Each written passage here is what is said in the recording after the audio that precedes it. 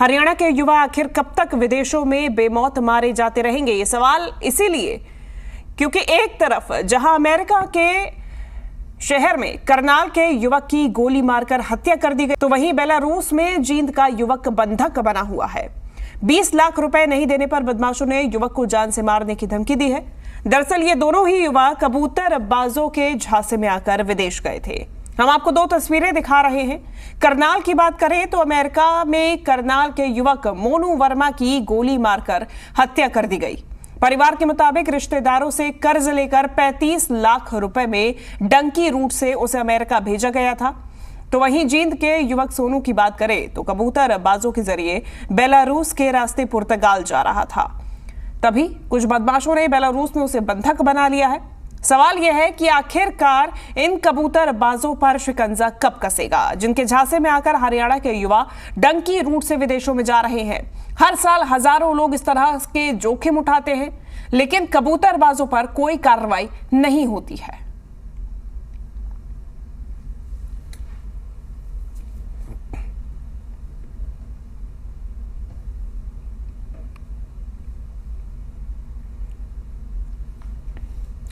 करनाल के युवक की अमेरिका में गोली मारकर हत्या कर दी गई। मृतक की पहचान मोनू वर्मा के तौर पर हुई है, जो करनाल के निसिंग गांव का रहने वाला था। परिवार के मुताबिक रिश्तेदारों से कर्ज लेकर 35 लाख रुपए में डंकी रूट से उसे अमेरिका भेजा गया था।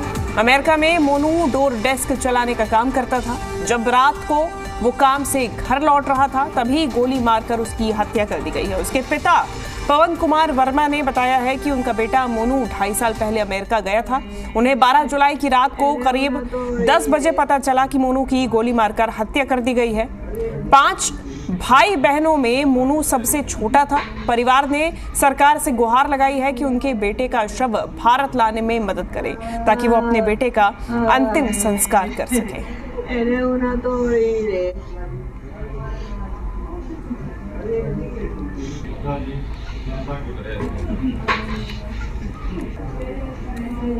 मैं तो अपने मोनू ने देखना चाहूँ। मेरे मोनू ना बुला के मैं हाथ जोड़ कर विनती करूँ।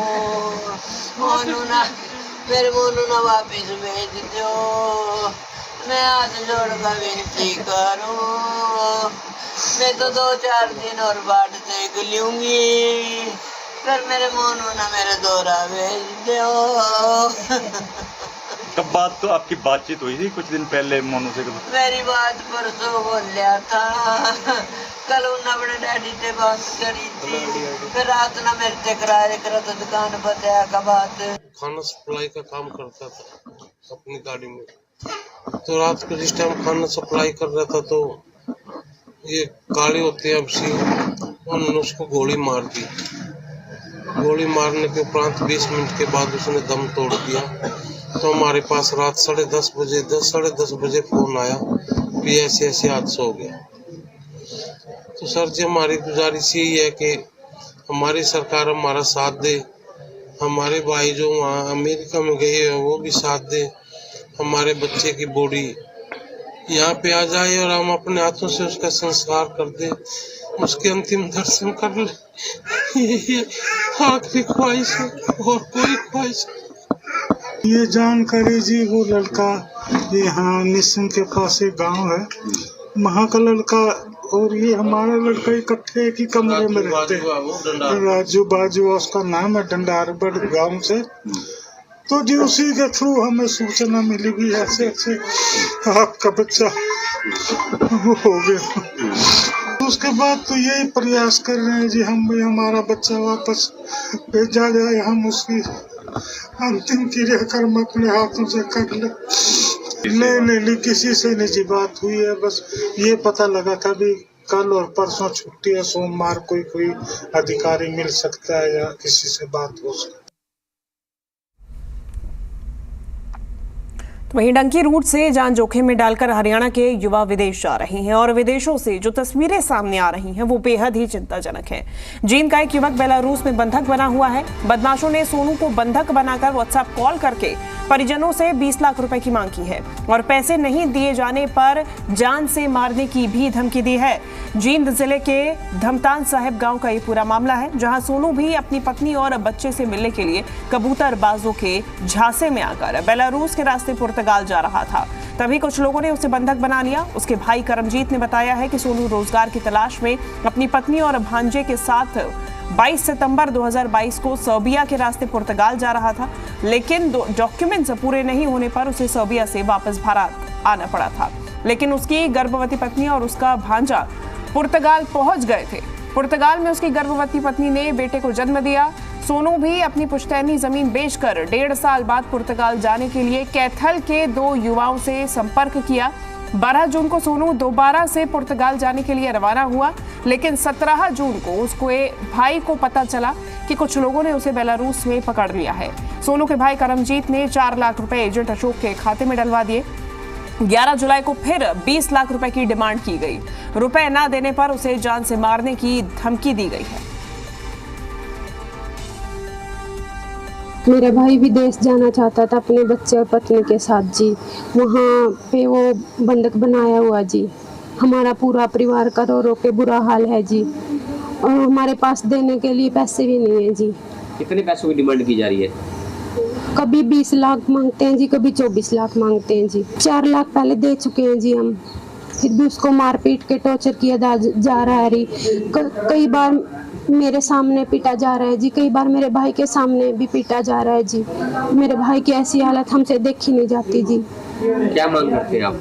हम सरकार से बस इतना ही मांग करते हैं जी, मेरे भाई को सही सलामत हमारे घर पर ला। मेरा भाई और उसकी मिसेज, ठीक है, और एक भांजा, तीनों का यूरोप में काम करवा था पुर्तगाल के लिए, ठीक है। तो सर्बिया तक 2 तो चले गए थे। सो मेरे भाई का फ़ोन आया, ऐसे ऐसे मैं पकड़ रखा हूँ और ये पैसे मांग रहे हैं। तो मैंने 4 लाख रुपये की डिमांड थी उस टाइम उनकी। भाई 2 लाख रुपए इसके आने के और 2 लाख रुपए और 4 लाख रुपए थे। तो मैंने 4 लाख रुपए उनको 2 कैश दिलवा दिए थे, 2 खाते में अशोक के में ट्रांसफ़र कर दिए थे। पासपोर्ट उसको मिला नहीं था, 4-5 दिन तक वेट किया हमने, ठीक है। तो फिर आगे जाके अभी 11 तारीख को सुबह कॉल आती है 6 बजे। 6 बजे उन्होंने बोला कि ऐसे ऐसे भाई ऐसे ऐसे पैसे की डिमांड है कि 20 लाख रुपए की डिमांड कर रहे हैं और उसको मतलब पूरा तरह से मारा पीटा जा रहा है।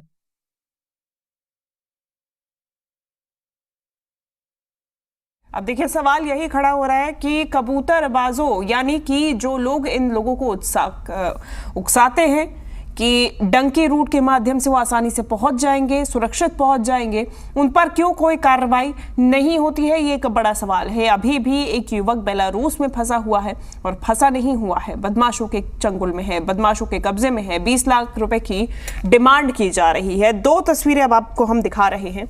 एक तरफ जहां करनाल में मातम पसरा हुआ है। 3 साल पहले इनका बेटा अमेरिका गया था, 35 लाख रुपए का कर्ज लिया गया था और अचानक ही एक दिन इन्हें खबर मिली है। 12 जुलाई की रात को ये खबर मिली है, जहां पर उनके बेटे की हत्या के बारे में जानकारी देते हुए ये कॉल उन तक पहुंचा था। वहीं दूसरी तरफ जींद से खबर आई है, जहां पे सोनू नाम का व्यक्ति इस वक्त बेलारूस में फंसा हुआ है।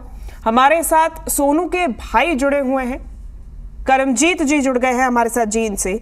करमजीत जी, स्वागत है आपका जी दिल्ली NCR हरियाणा से। और सोनू की बहन हमारे साथ सुमन भी जुड़ गई हैं जींद से ही, आपका भी स्वागत है सुमन जी। करमजीत जी, सबसे पहले आप ये बताइएगा कि आपने क्या पुलिस से संपर्क किया है?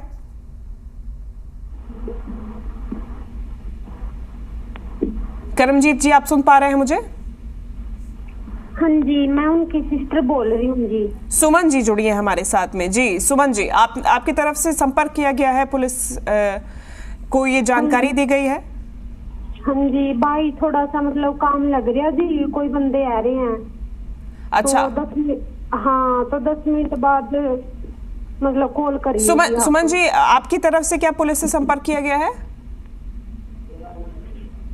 ना जी, मेरी तो मतलब मैरिड हो रही है जी, मेरे भैया कर रहे हैं जो कुछ कर रही है, जो कंप्लेन कर रहे हैं। परिवार की तरफ से, यानी कि आपके परिवार की तरफ से क्या ये जानकारी दी गई है? प्रशासन से कोई मदद?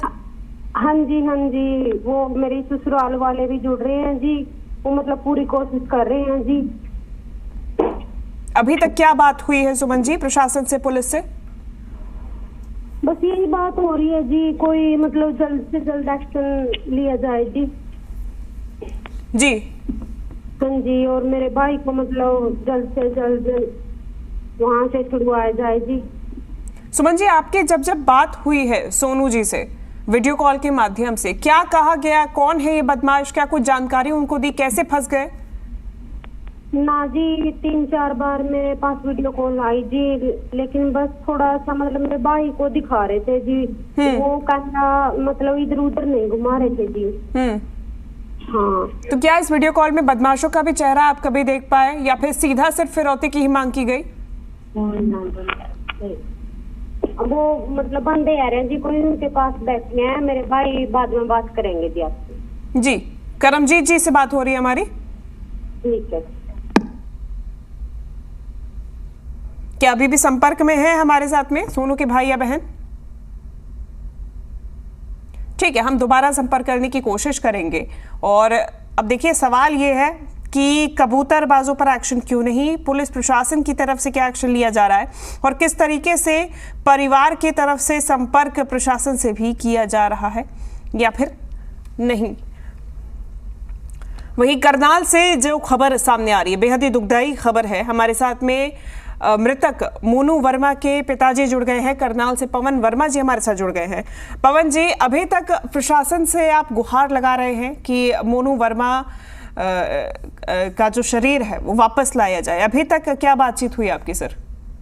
मैम, हमारे तो बार बार ये प्रयास है सभी मीडिया चैनलों के माध्यम से, सभी सरकार से, हरियाणा सरकार से जी, सेंट्रल सरकार से जी, कि हमारी तो हाथ जोड़ के प्रार्थना है कि हमारे भाई की, हमारे बच्चे की जल्दी से जल्दी डेड बॉडी हमारे पास पहुंच जाएगी। सर, इतना दर्दनाक हादसा हमारे साथ हुआ, हमें दूर दूर तक भी इस चीज का नहीं पता था भी ऐसा भी हमारे बच्चे के साथ हो जाएगा। पवन जी, आपको जानकारी मोनू के रूममेट ने, जिनके साथ में वो रहते थे, उन्होंने दी? उन्होंने क्या एग्जैक्ट आपको कॉल करके बोला था और कैसे ये घटना घटी है या फिर वारदात को अंजाम दिया गया? कौन थे वो लोग? कोई रंजिश वहाँ पे? मैम, कोई रंजिश नहीं थी, कोई कुछ नहीं था जी, ना किसी के साथ बहस की, ना किसी के साथ लड़ाई थी जी। अपने डेली काम से जाता था, अपने काम पे आता था जी। हमें तो सिर्फ इतना उसके रूममेट ने ही बताया जी कि भाई सुबह चला गया था, दोबारा नहीं आया। हमने फोन मिलाया ना, उनका फोन मिला हमारे पास तो बाद में पुलिस वालों का ही फोन आया है कि इनको किसी ने शूट कर दिया है और ये एक्सपायर हो चुके हैं जी। अब ये नहीं पता जी, वो मालिक जाने क्या हुआ उनके साथ, क्या नहीं हुआ, हमें अभी इसके बारे में कोई नॉलेज नहीं है। तो इस वक्त मोनू वर्मा का शरीर कहाँ है पवन जी? हाँ जी जी पवन जी, इस वक्त शरीर कहाँ है? क्या वहाँ की पुलिस कस्टडी में है? क्या वहाँ के प्रशासन से आपकी बातचीत हुई है? वहाँ के प्रशासन से हमारी कोई बात नहीं हुई मैम जी। हमें, हमारा भाई फिलाडेल्फिया में रहता था जी, अमेरिका के अंदर, ये जो प्लेस था, वहीं पे जो न्यूज वहाँ के माध्यम से जो बच्चों ने वहाँ से बताई है, उसमें भी जो वो एक्सपायर हुए हैं फिलाडेल्फिया के अंदर ही हुए हैं। अब हमें ये नहीं पता कि उनकी डेड बॉडी को, उनके मृत शरीर को कहाँ रखा गया है जी। आप मोनू के पिता बात कर रहे हैं हमारे साथ में? मैं उनका ब्रदर बात कर रहा हूँ जी। अच्छा, आप अपना नाम बताएंगे प्लीज? मेरा नाम सोनू वर्मा है जी। जी सोनू जी, तो अभी आपकी जो बातचीत हुई है वो वहाँ के प्रशासन से भी पूरी तरीके से नहीं हो पाई है कि कहाँ उनका शरीर है? अभी वहाँ के प्रशासन से कोई बात नहीं हुई है। अभी हमारी सिर्फ जो उनके रूममेट थे, जो उनके साथ में रहते थे बच्चे, उन्हीं से ही बात हुई है और उन्होंने हमें बताया जी। उनकी तरफ से क्या जानकारी प्राप्त हुई है कि क्या वहीं पे शरीर है? उनको इस बात का अंदाजा कि कहाँ शरीर रखा गया है?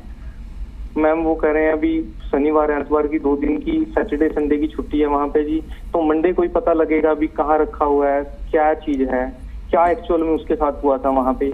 अभी कुछ नहीं हमें इस बारे में पता जी। सोनू जी, यहाँ पे प्रशासन से आपने बातचीत की कोशिश की है, संपर्क करने की यहाँ पे कोशिश की है? मैम, हमने डीसी साहब को भी इसके बारे में एप्लीकेशन लिखी थी जी। हमने यहाँ की एम्बेसी को भी, दिल्ली की एम्बेसी को भी फोन की, अपना ईमेल के माध्यम से मैम इंफॉर्मेशन दी थी और हरियाणा सरकार से, खट्टर सरकार से भी अपील कर रहे हैं आपके न्यूज चैनलों के माध्यम से भी मैम। लेकिन अभी तक हमें सहानुभूति के लिए कोई भी ऐसी बात हमारे सामने नहीं आई कि जिससे हमें ये लगे कि हमारे भाई की डेड बॉडी हमें मिलेगी। जी, और पूरी कोशिश यही है आपकी कि बस मोनू का शरीर वापस आ जाए और पूरी जानकारी। जी मैम यही है जी, अपना अंतिम संस्कार करके कम से कम अपने मन को तो शांति मिल जाएगी जी। जी यही हमारी उम्मीद है जी। मोनू भी यूएस पहुंचे थे क्या? डंकी रूट के माध्यम से ही पहुंचे थे? यूएस में रह रहे थे क्या? वहां पे ऑफिशियल तौर पे क्या उन्हें बाद में डॉक्यूमेंट्स प्राप्त हुए थे सोनू जी? मैम अभी डॉक्यूमेंट वगैरह का तो नहीं, वो पक्के तो नहीं हुए थे। अभी 2-2.5 साल के करीब ही हुआ था जी जैसे। हाँ जी। और एम्बेसी में रिकॉर्ड? जी, इंडियन एम्बेसी में रिकॉर्ड मोनू का? मैम उसके बारे में नहीं पता जी। जी ठीक है। एम्बेसी से भी आपने संपर्क करने की कोशिश की है सोनू जी? हाँ जी मैम, हमने एक ईमेल के माध्यम से भी उन्हें बताने की कोशिश की है कि हमारे भाई के साथ ये चीज वहाँ पे हो गई है जी, आप हमारी मदद करें। आपके पास जब कॉल आया सोनू जी, तो क्या कहना था उनके रूममेट का? एग्जैक्टली किस तरीके से ये वारदात हुई? सोनू काम पे गए हुए थे, क्या उनकी दैनिक दिनचर्या रहती थी? वहाँ पे क्या क्या काम करते थे? और स्टोर पे भी काम करते थे जी, और फूड डिलीवरी का भी काम करते थे। उन्होंने ये बताया भी अपना फूड डिलीवरी के लिए गए थे, फिर दोबारा वापस नहीं आए। फोन मिला रहे थे उनका, ना उनका फोन मिल रहा था जी। तो बाद में हमारे पास पुलिस वालों का ही फोन आया, उन्होंने ही उन रूममेट को बताया। वो भी मौके पे मौजूद नहीं थे जहाँ ये हादसा हुआ। वहाँ पुलिस की तरफ से ये सूचना दी गई? हाँ जी मैम। क्या आपके सीधा वहाँ की पुलिस, वहाँ से के प्रशासन से बातचीत हुई है? नहीं मैम, वहाँ के प्रशासन से, वहाँ की पुलिस से अभी तक कोई बातचीत नहीं हुई है जी। प्रयास किया जा रहा है आपकी तरफ से? प्रयास कर रहे हैं मैम, भी जहाँ तक ऐसा संभव प्रयास हो सके भी उनसे मिलके हमारे पास कोई फोटो, कोई वीडियोग्राफी, कुछ तो हमें पता लग जाए कि जिससे हमारी सेटिस्फेक्शन हो जाए भी क्या एक्चुअल में रीजन रहा, भी किस वजह से ऐसा काम हुआ। बिल्कुल, और इसके लिए सीधा अगर संपर्क हो सके तो वहाँ पे जो लोग इस वक्त मौजूद हैं उनका क्या कहना है कि किस तरीके से वहाँ के प्रशासन से बातचीत हो सकती है, संपर्क स्थापित किया जा सकता है आपका? यही अपील कर रहे हैं मैम, वहाँ पे जो यूएसए में जो इंडियन है, जो नियर बाय उस स्टेट में रहते हैं भी, आप सभी से भी हमारी तो यही अपील है सभी इंडियन से कि भी जहाँ तक हो सके आप इस चीज के बारे में पता लगाएं भी ऐसा क्या, किस वजह से ये हादसा हुआ, और हमारे ब्रदर की डेड बॉडी यहाँ पहुँचाने में हमारी मदद करें। निश्चित रूप से, और हमारी भी यही कोशिश है सोनू जी कि मोनू वर्मा का जो शरीर है वो भारत वापस लौट सके, और इसीलिए हम पूरे तरीके से कोशिश भी कर रहे हैं, इस खबर को भी दिखा रहे हैं। बहुत शुक्रिया आपका सोनू जी हमारे साथ जुड़ने के लिए, हमसे बात करने के लिए। तो 2 तस्वीरें हम आपको दिखा रहे हैं लगातार, जींद और करनाल की तस्वीरें। सवाल यही है कि कब तक इस तरीके से विदेशों में कबूतरबाजों के झांसे में आके भारतीय युवा इस तरीके से फंसते रहेंगे, विदेशों में जाकर अनजान धरती पर इस तरीके से बंधक बनते रहेंगे, या फिर मौत के साए में समाते हुए नजर आएंगे। करनाल की ये तस्वीर हम आपको दिखा रहे हैं, उनके भाई से हमने अभी बात की है।